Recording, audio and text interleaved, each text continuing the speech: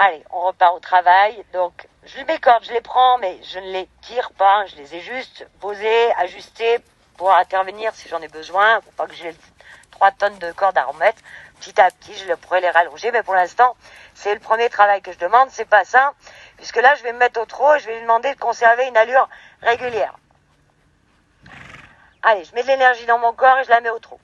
Elle part au trot. Très bien. Là, elle est à un trot quand même relativement rapide, me semblerait-il. Elle éternue beaucoup, elle n'est pas concentrée.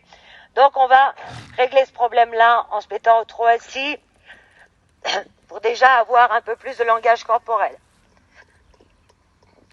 Voilà, tout de suite elle a compris, elle a commencé à ralentir. Là, elle va trop vite, je la reprends tranquillement, mais par contre je veux qu'elle reste au trot.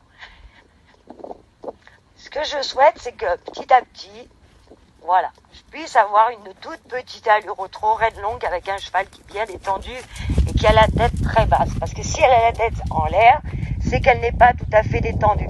Et là, elle est en train de confondre tout simplement ralenti avec arrête-toi. Moi, c'est pas ce que je lui demande. Je lui demande de ralentir. Voilà, ça c'est très bien. Là, elle est extra. Si elle va trop vite, tout de suite, je reprends un peu et je relâche. Et jusqu'à ce qu'elle puisse comprendre que moi, ce que je souhaite, c'est qu'elle reste à cette allure-là et pas une autre. Oui, on a ralenti considérablement l'allure. Je m'occupe pas vraiment de la direction parce que c'est pas vraiment mon travail. Mon travail, c'est vraiment d'avoir un cheval qui n'accélère pas, qui ne ralentit pas, qui reste à un trot bien stable. Là, c'est pas mal du tout.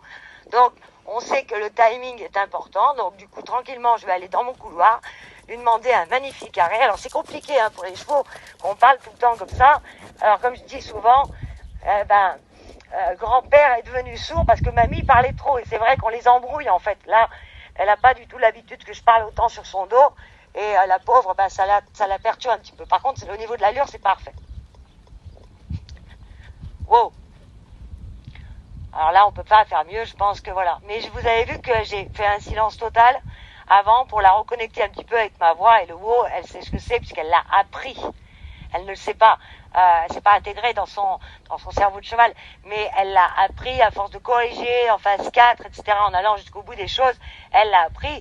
Et wow, on s'arrête. Et de toute façon, le couloir est associé à la pause confort. Donc elle a aucune raison de faire autre chose.